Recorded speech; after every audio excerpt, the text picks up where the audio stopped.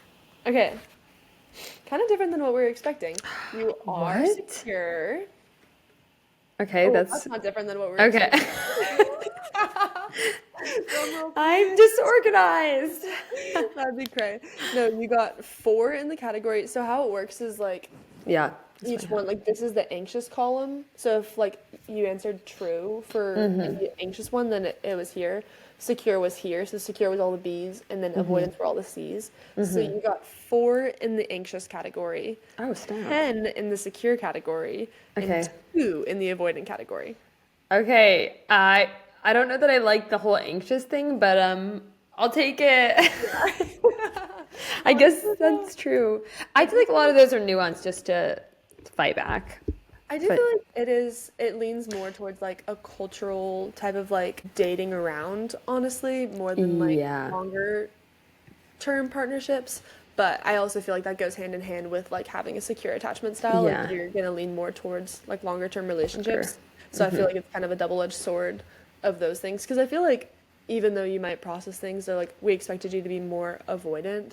Like I Yeah. do think that that is more like a someone who is avoidant would be more of a casual dater.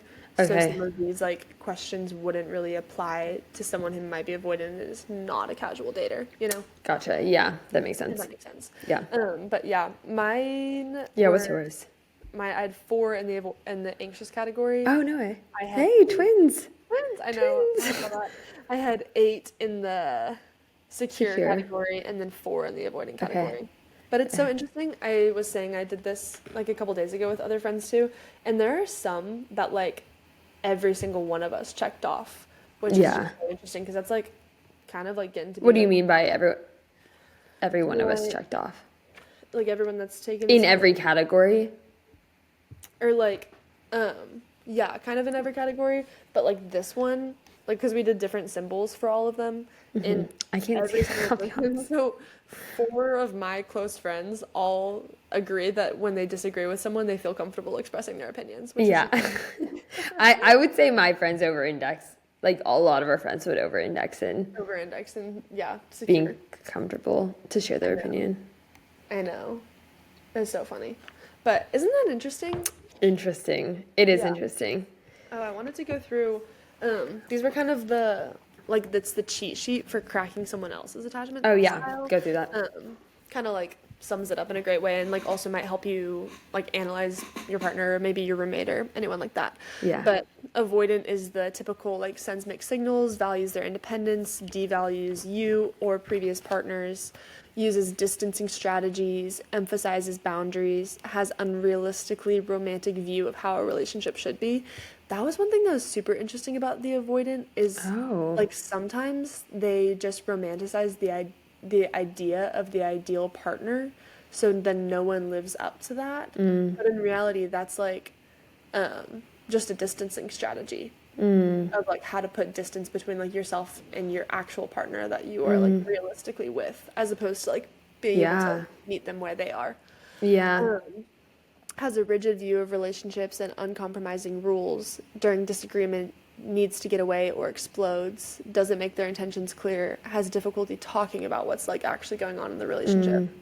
And then secure is like reliable and consistent, makes decisions with you, flexible view of relationships, communicates well, can compromise, not afraid of commitment, doesn't view relationships as hard work, closeness creates further closeness, like all those things. And then anxious is like wants a lot of closeness in the relationship. Like an anxious person might be someone who's more likely to like love bomb or like Sure. get attached really quickly.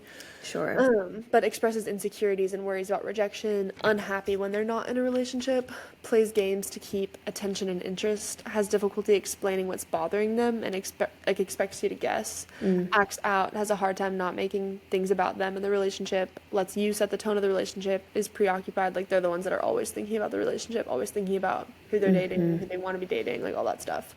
And suspicious that you might be unfaithful. So it's kind of, I know, it's Yeah. interesting. I will say though, the part where it says that they would like assume that their partner should guess like their emotions, like in my mind that would lean towards the avoidant. Like an avoidant type of person? Yeah, an avoidant type personality. I know. It's really interesting that like the avoidant person is kind of just honestly not caring. even if they Yeah. like do care But and like but more as a reflection, well, tell me if this is right or wrong, as a reflection of a lack of reflection. yeah, I think so. I think that like they put more stock in their independence from a relationship than they do in the relationship itself. And so I think like that interdependence is a sign of weakness to them versus like you would expect them to be more attached but like still wanting to play the games. But like the anxious person cares about the relationship so much and what the relationship says about Yeah. them that they're gonna Yeah. try to create like a pseudo strength and like a pseudo like power, Closeness, yeah, or I think power about people that almost give the impression that they're way closer with someone than they Mhm. actually are, or Yeah. feel really close to someone Yes. without actually Yeah. building slow trust in a natural, in a Yeah. natural Without, rhythm and way. Yeah. yeah, without it being like a slow burn that a secure attachment style would truly have. Yeah. It's really interesting in my opinion. And it's like the Yeah. kind of like where are you finding like this power or like this intrinsic value in your relationship and like how is that like manifesting itself. And one of the most like interesting stories that I remember from reading the book talks about this, it's called the anxious avoidant trap, and essentially Okay. it's like when an avoidant person and an anxious person are in a Okay. relationship and they have like some kind of like conflict or disagreement or whatever it is, the anxious person tries to pull closer to them, which then them pulling closer to them causes the avoidant person to push away Be like, I further. need to be independent. Yeah. Yeah, like I need to be more independent, and it like further like it makes the conflict so much worse than it initially would have been if either Because the one of them need is were greater, and then the pushing closeness is away. greater, so then the Yeah. pushing away is greater, so then it Yeah. just like magnifies any kind of problem that they have and like multiplies it to where it's like a completely different issue than it would have been like if either one of them would have been secure. But since it's called like protest behavior for anxious, Oh, okay. like that's like what it's called when they act out. Like anything like that is gonna further perpetuate it. Yeah. The story that it talks about is this New York City couple who's been together for 10 years. Shout out And New York. shout out New York. The fight is that the husband wants to get an in-unit washer and dryer, and the wife doesn't. And they Okay. like basically are like considering getting a divorce over this issue. Yeah, it's like No way into their worries. relationship. Yeah, no worries. Worries. No worries. I know.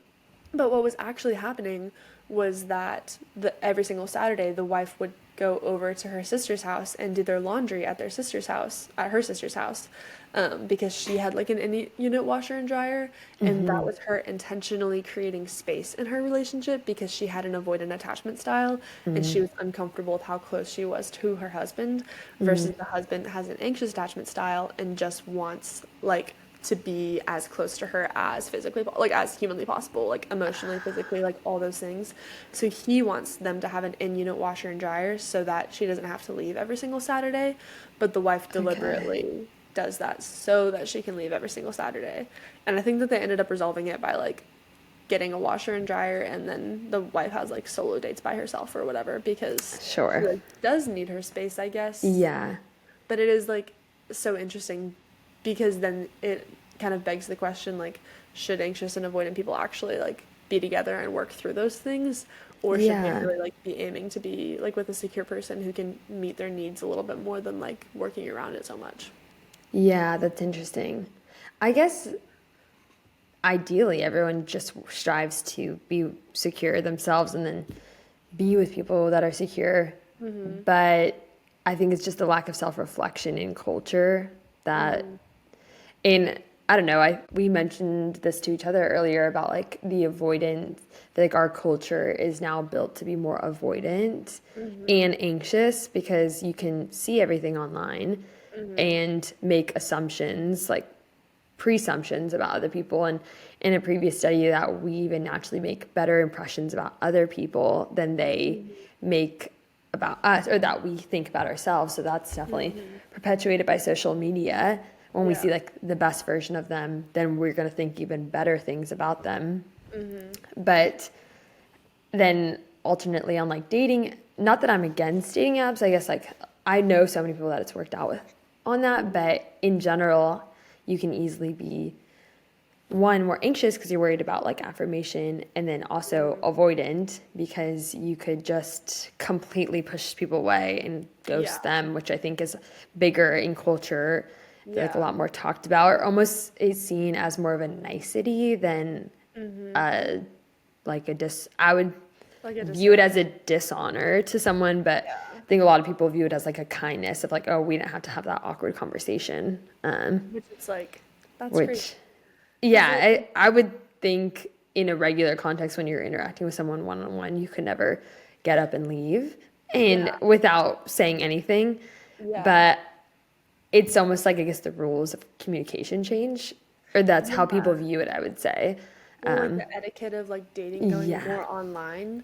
And I like read this study that like it's something insane, like 90% of Gen Z will base their like perception of the person that they're like talking to online completely off of like their like texting behavior and like the way that they communicate their text and like how long did they take to respond, and like there's just so many more nuances behind dating because so much of it happens online now. Like even if you're not online dating, like so much more of it is texting, and even if like if you're talking to someone you could be like, oh, I was not near my phone, avoidant, you know, easily, and you could just you could be busy, but you could definitely just be avoidant, or you could track them, or it's just like the accessibility and then also the optionality of it all is it's the optionality interesting. of like the you can respond versus you don't have to respond, and like the etiquette that falls into that versus like even looking 30 years ago where 20 years ago like everything happened in person and it was all like just dates and just like being face to face with someone. It's just interesting like how much it's changed, but then with that like the changes are permanent and irreversible to culture, so then it's like figuring out how to have your own secure attachment style and to, you know, date in an honorable way and like even just like engage with people in an honorable way, because I know that we've even had seasons where we're like horrible at responding to text messages and things like that. And I do feel like early in college there was a part of my brain that was like, oh, I seem cool because I have so much going on that I wasn't right so busy, you know, I'm so busy, I have so much going on, and then like growing up is realizing like that's actually, you know, can come across as rude. That's rude. Like it isn't. Someone's like, how are you doing, sincerely, nicely and earnestly, and I'm like, not responding for a month is rude. Responding a month later is like, that's not cool. That's rude. Cool. That's rude. Yeah, it's so interesting. Like this turned into like an online etiquette versus styles conversation, but it is just like, I think that like online communication is so stripped versus like communication in person, so it's maybe like a very clear window to your attachment style of like how you connect with someone or lack thereof. That's a good, I feel like it's a good place to leave it. And I think, I guess what's the hopeful through line is that you're not stuck in any, if you gravitate towards avoidant, disorganized. What is disorganized, by the way? Disorganized, they really rarely talk about it in the book because they say like only 2% of the population is it. So I think that they don't. The two people that are disorganized, if that's you. I know. I'm like, freaking justice. I know. I actually saw this thing. Did you watch? What's that? It was a popular sitcom. You probably didn't watch it. It was with Adam Brody and Kristen. Oh, Nobody Wants This? Nobody Wants This. Yes. I don't know. I didn't watch it, but yeah. But everyone says that Kristen is a disorganized attachment style, and that she's kind of all over the place of like doesn't know what she wants. Oh, okay. I think that it's kind of like you're acting both anxious and avoidant, but you don't know why you're doing either thing. Gotcha. Yeah. Well, I guess I was just going to finish on the note that it's hopeful that we can change, that this is plastic. And I think I tend towards, I guess I came into the skeptical, but I think I like the element that we're always able to change, and I believe in self-reflection, and I think it's good to understand how, like, the cards you were dealt, I guess, and not be fearful of that. Yeah, and learn how to play with the cards that you're dealt and set yourself up for success and healthy relationships, as opposed to, like, settling with whatever pattern that you're living in. Like, if it's not serving you, you totally have the ability to do internal work and, you know, securely attached to some people. Find that deeper meaning. Do it. So just do it, guys. just become secure. Actually, maybe it's a part of my life updates, but I was just like, Yeah, feeling go. like I was having such strange social interactions with people, and then I I think you like, keep saying that, but you're the best person to be with in a social setting. I appreciate that. I actually do feel that way. Oh, wait, I'm not just saying that. that's kind, but I was just like, well, I figured it out because, well, it's because I feel like I'm really so like self-aware, and then I was saying these things that I'd leave the social interaction, and maybe the social interaction, like to them it went fine, but I'd leave and I'd be like, that wasn't my authentic self, like what happened there? And it was Oh, because yeah. like my PR statements were out of touch. Because you know how you like kind of have a rhythm for like when someone asks like a question, like people always ask me like, how should My I? PR statements. Yeah, exactly. That's like, I thought you meant for Summer Dwee's creative. no, this is Personal. this is my personal PR statement. Because like I feel like what was I gonna say? Oh, like I just have like when someone asks like a typical question that like the first time I heard it required a lot of thought, and then Yeah. like, oh, I know what to say. I actually get that, Those yeah. were like out of touch. Like What were you saying? someone asked me like what my dream job was, and I still told them it was to work in sports, when that's not true at all. My Yeah. dream job is to get to be so intentional with weddings that I have space for other creative projects. That's Yeah. my dream. But it was Yeah. like, then we ended up having a whole conversation about sports, and I was like, wait, what? I inaccurately represented myself. Like, what just happened? Yeah. And now I'm acting. Now I'm acting. Now I'm lying. I'm lying. Your face. I'm lying. And then like you're gonna ask me about sports later, and I'm not gonna have like I'm gonna come across as completely inauthentic because I'm such a hard worker, but I haven't done anything for my dream job. Like it was a mess. So anyway, I get that. I do get. Have you ever seen Confessions of a Shopaholic? No, I haven't. But It's kind of a crazy movie, but randomly like love it. Yeah. But one of the things the girl does when she's like having her interview, she says she always speaks Finnish. And someone was like, why Finnish? Like, that's so random. And she's like, because no one is from Finland and no one knows anything about Finland. Yeah. But then essentially, like, bites her in the butt because later on in the movie, like, her boss, like, ends up kind of falling in love with her or whatever. And he's like, look, they're Finnish, like, at this conference. And he, like, has her go up and speak to them. And she basically has to, like, act so hard. And she, like, slaps him at one point. And she's like, he's a jerk. Just so she doesn't have to talk. But that's you with sports. You're gonna like literally, they're gonna have you like running a. Actually, you like to run, but I like to remember they're gonna have me like like dunk a basketball. yeah, literally. Like, They're gonna have you meet people that you, if you love sports, would have to know who they are, and you wouldn't know. yeah, actually, I was in an airport recently, and I was wearing a Denver Broncos sweatshirt. Do I watch the Broncos? No. No. Did I buy it? 'Cause I do know that sweatshirt. I feel like. Uh-huh. And my family's like from Denver, whatever. I was like, this is cute and fun and sweet. Yeah, Whatever. super. The guy who was Whatever. checking my The whatevers. yeah. The guy who was like the TSA guy who was helping me with my stuff, literally goes, are you a Broncos fan? No hesitation. I said yes. Yeah. Thinking that it was the path of least resistance out of the conversation. Yeah. He has like met the entire team because they came through that airport really frequently or whatever. Like, I He love starts that one guy. pulling up pictures of himself with like the starting line from the Broncos and like not asking me their name, but he essentially was asking me their names. And I'm sitting there holding up the TSA line, looking at his phone. It was a horrific experience. I could so see that happening for you, where you're just really like nodding And along. I was like, oh my gosh, wait, that's crazy. That you met him? That's crazy. That's crazy. It really was. So anyways, That that's was when so I true. really relearned not to lie. I was talking to someone. This was the scariest version. This was the scariest moment, and actually, it was the first impression setting. And I said, I lived in New York, and they're like, "Oh, that's awesome. Were you born and raised there?" And I said, "Yes." Whoa, that's scary. And then I immediately, luckily, was like, "Whoa, what? No, I don't. I'm literally from Oklahoma. I don't know why I said that at all." So then we had to fully revert back to like that was a false statement. No. I actually realized I just lied to you. And Yeah. I care about And I don't know how that came out. So I that's not lie again. Yeah. that's something I need to think Next about. episode's on not lying because it's too easy sometimes. I know, literally. Like, not even that, like, there's some social scenarios where you're like, oh, this is my easiest way out, and Yeah. it isn't.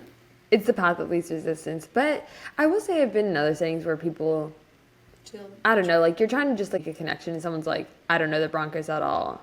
You're like, Yeah. oh, so no worries, you hate me. No, it's a stupid girl who thought this sweatshirt was cute. Yeah. What's your name? Yeah, that's the follow-up too. Implication, is that the one? Not implication. Agreeableness. I don't know which one I'm saying. Implicit.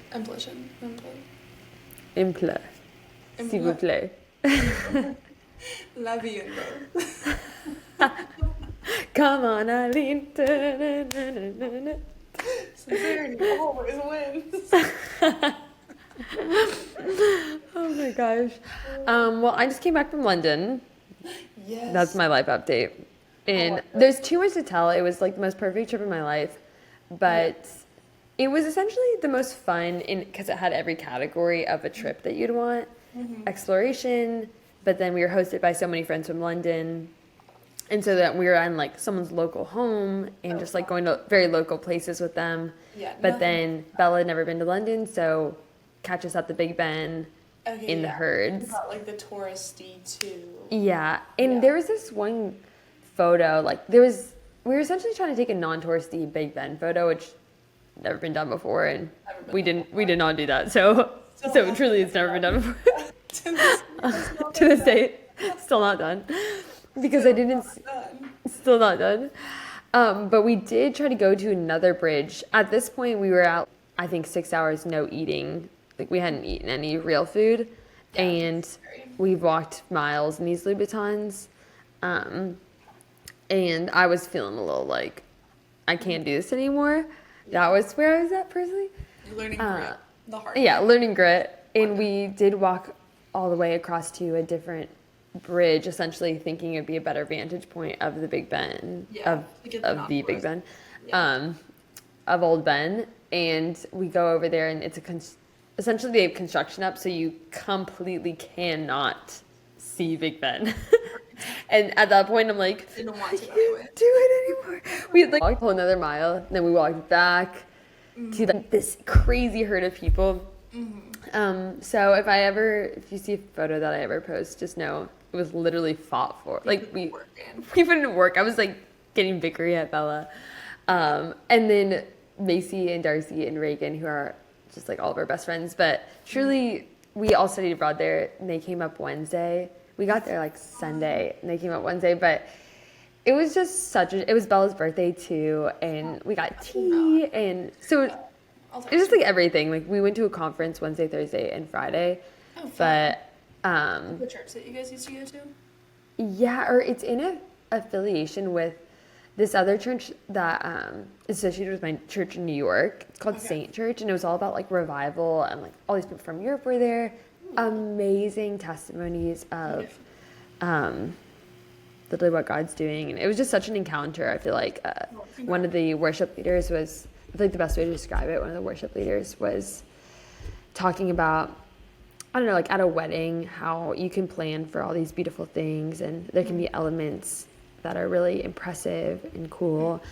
And I feel like in like a worship environment, there could be like a great speaker, like great production and all these things. But at the end of the day, he referenced someone in the crowd that was getting married. He's like, whenever, I don't know, the guy John gets married, he's like, what I'm really going to be looking for is when he makes eye contact with his bride when she walks down the aisle, and like that encounter. Yeah. And I feel like that's so sweet. How I felt about being at that conference. Like it was in eye contact. Like genuine, connection. With like my creator, and just honestly even other people too. I feel like it was really special. It felt like summer camp again, because all of us were like out there. And context and like doing it. Yeah, but one of the funny stories, one that I will share, is we met this man who was a genuine character. Really? And me and Bella it was Monday. We were kind of just having an exploration day. We went to Notting Hill. So cute. If anyone is in London, go to Layla Cafe. That was like my favorite place ever. Oh, yeah. Come on. There's a party. But we were walking later, like, we're kind of just doing, like, self-timer photo, like, whatever. Yeah. And this man, like, pops his head out, and he's like, do you guys need a photo?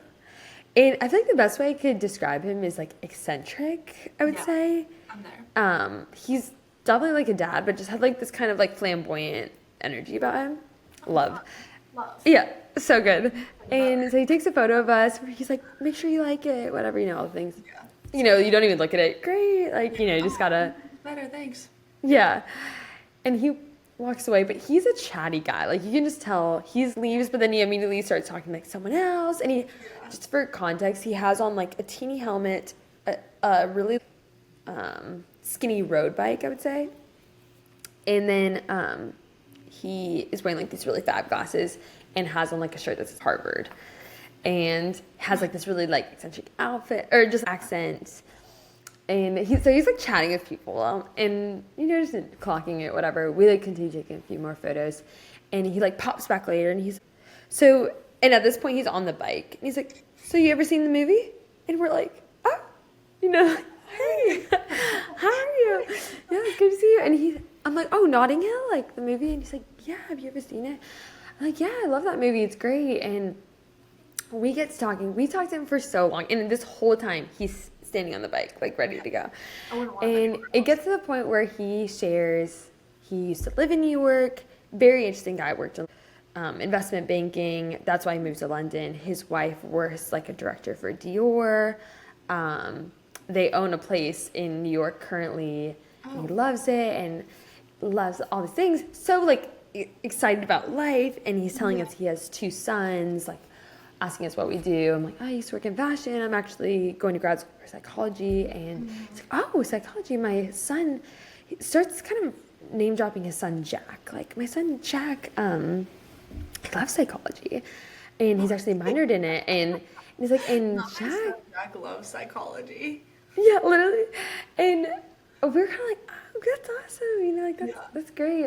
It's super interesting. And he's saying how, like, this other one's like an entrepreneur. But he's like, oh, but actually, today's Jack's 30th birthday. And I'm like, oh, that's great. And he's like, he flew from Tokyo last night to come here today to be with his family. And like, that's really incredible. Like, we're just like, oh, I love family. Like, we're so close. Yeah. And he's like, well, have you ever been to Harrods? And Harrods, like, right off Hyde Park. It's like a big department store in London. Yeah, totally. And he's like, so if you walk down this corner, there's this park. And then if you go off that park, there's this street. Like, literally, he's describing all of this to us. We're like, okay. And he's like, and if you go to a cafe, and then he looks directly at me. He's like, Jack might be there. And me and Bo are like, oh, boy. Oh, boy. Okay. I might. And honestly, we were like, we gotta find Jack. Like, that feels like a quest in a call to action type of way. Like, no, Bella was like, this is a movie, and we have to fulfill is the destiny type thing. Yeah. And basically, what was his name again? Oh my gosh. Jack. I forget. Is that the cat? I'm trying to remember the dad's name though. Oh, I'm gonna have to ask Bella. But he essentially like rides into the distance, and he's like, until we meet again, and like pedals away. Truly, that's what he said. Until we meet again, and rides down the hill. We're like, oh my gosh, like, and so they're Greek, and essentially our conclusion was like, Jack's probably a prince. I don't know. I think that you missed a big opportunity. We did go to Harrods, but it was going to be too creepy to, like, actually find Jack. But he did even reference, like, he works American hours. He was giving, like, so much. I wanted you guys to meet Jack. And honestly, I want him to be my father-in-law, so that makes sense.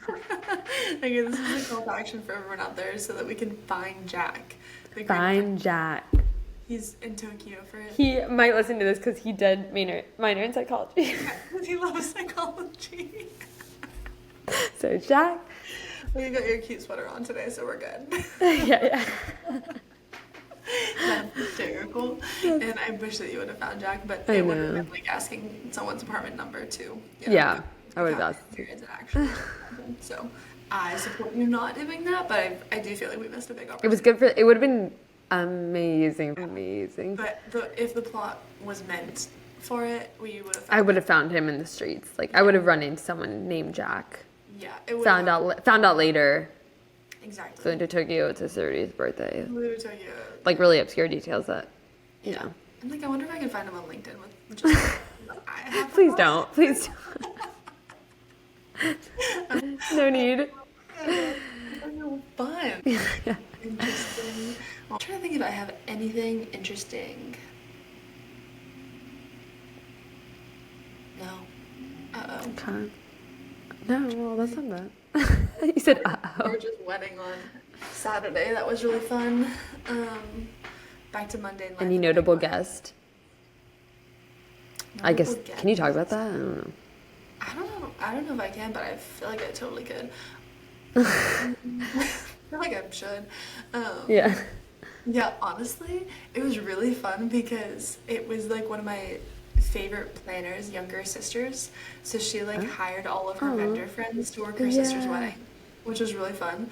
But there was like an added layer because one of the things that I love the most about being a wedding vendor is for one day and one day only, you get like full and total access into like multiple families' lives and like Yeah, you're kind that's of interesting. trusted confidant almost, Yeah. honestly.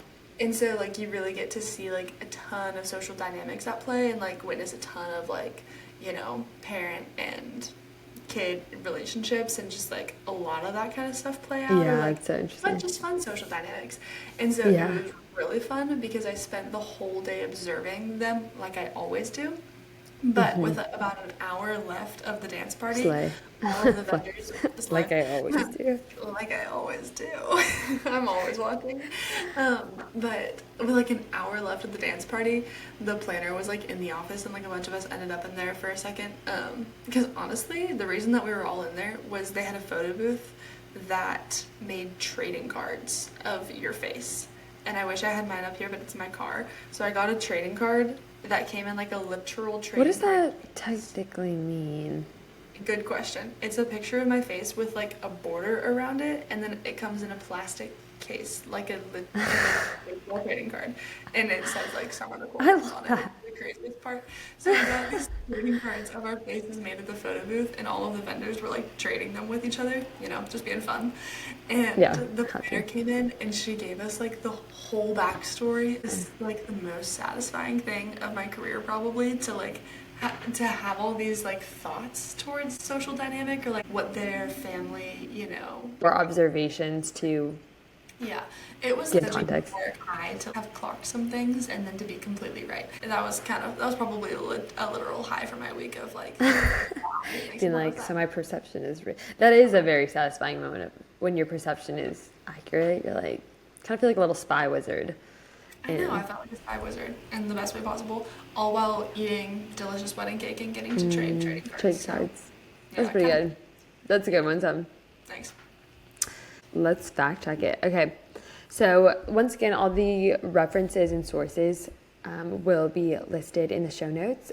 Summer, you mentioned the strange experiment, and that it was based in psychological and psychiatric research. That is overall true. It was a psychological study conducted by psychologist Mary Ainsworth in the 1970s. In the study, researchers observed children between the ages of 12 and 18. I think you referenced that, as they responded to a situation where they were briefly left alone and reunited with their mothers. Based on the responses the researchers observed, Ainsworth kind of described these major secure, ambivalent insecure, and avoidant insecure. And then later, there was researchers, it was actually researchers named Main and Solomon that kind of added on to her research. And that's when that added fourth attachment style came for the disorganized insecure.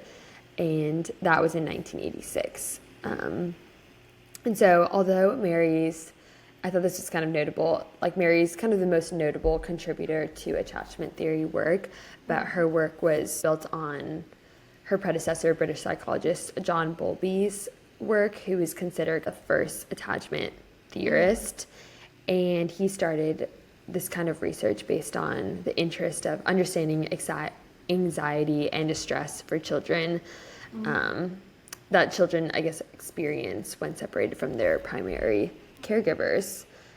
Something notable was that essentially originally people thought that children were attached to their mothers kind of psychologically because of a need for nutrition, but Bowlby recognized through his experiments that attachment was characterized by clear behavioral and motivational patterns, such as when kids are frightened, they actually want to be closer to their mom. That's not necessarily because they need to be fed. They are actually receiving both comfort and care or whatever. For safety. Yeah, which is so cute. But Bowlby essentially believed that the earliest bonds that were formed have this kind of like tremendous impact on our ability to relate. So interesting. Yeah, and then when we were talking about why did attachment theory become so popular, we referenced how therapy culture going mainstream with attachment theory being kind of one of the most relatable and accessible psychological frameworks.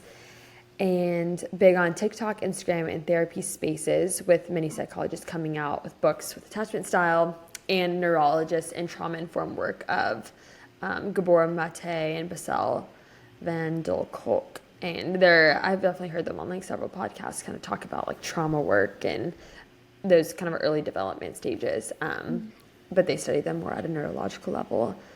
And then additionally, I wanted to add on to that at a deeper level, post-pandemic loneliness disrupted many core relationships, and then that kind of caused a craving for reflection, as well as dating app burnout and relationship reflection once again led to that. Yeah. I've never thought about it as a sense of like a widespread like need for connection post-COVID is like kind of the rise of I don't know, therapy. Yeah. No. I asked why do certain people form certain attachment styles. Based on some research, your attachment style is shaped primarily in early childhood based on how your caregivers respond to emotional needs. And it listed, you can think of your brain's first blueprint for connection is the world safe? Can I trust others? Will my needs be met? But it's not all about your childhood.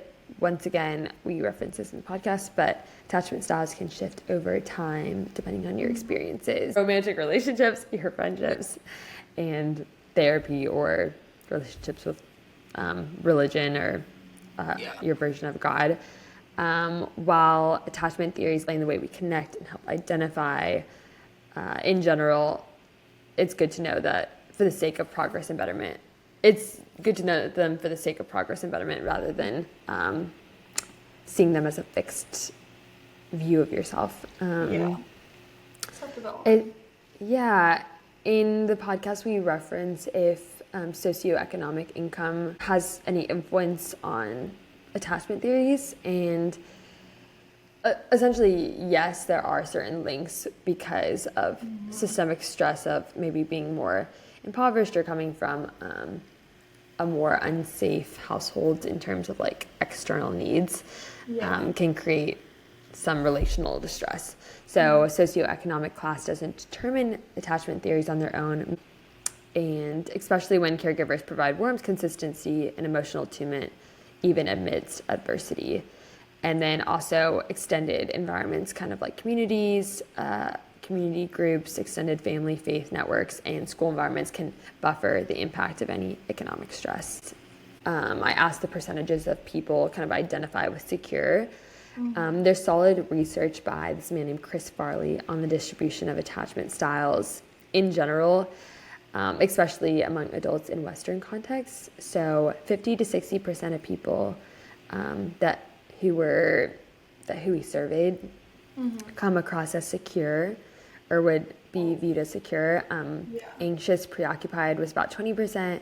Anxious, dismissive, or avoidant was 20 and 25%. So I think that was pretty accurate to even like how I think about my own distribution of what the secure versus insecure is.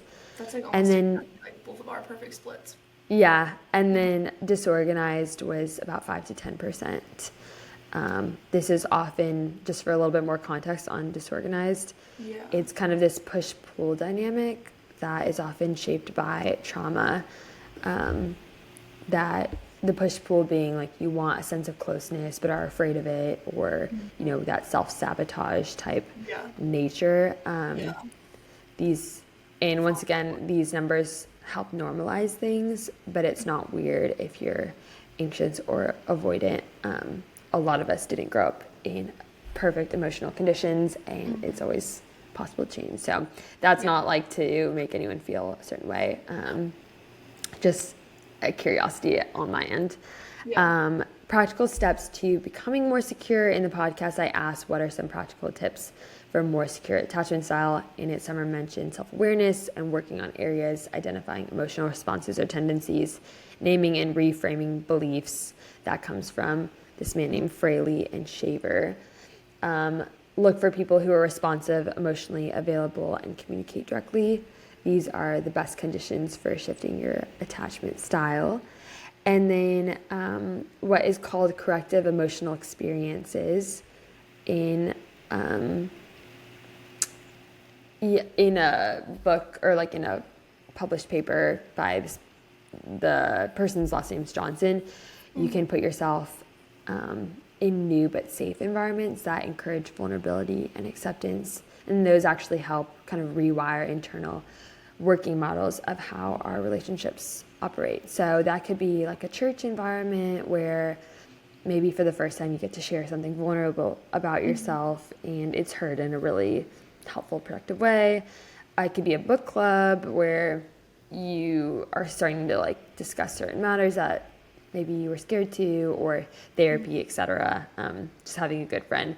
But it's kind of like these safe environments that are almost advertise that as being a safe place to bring a messy situation, or like that you can change and heal in certain ways. That's so cute, and intentionally seeking out safe environments. Yes. So that is the fact check. Thank you guys for listening. Aw, bye guys. Bye, Sam.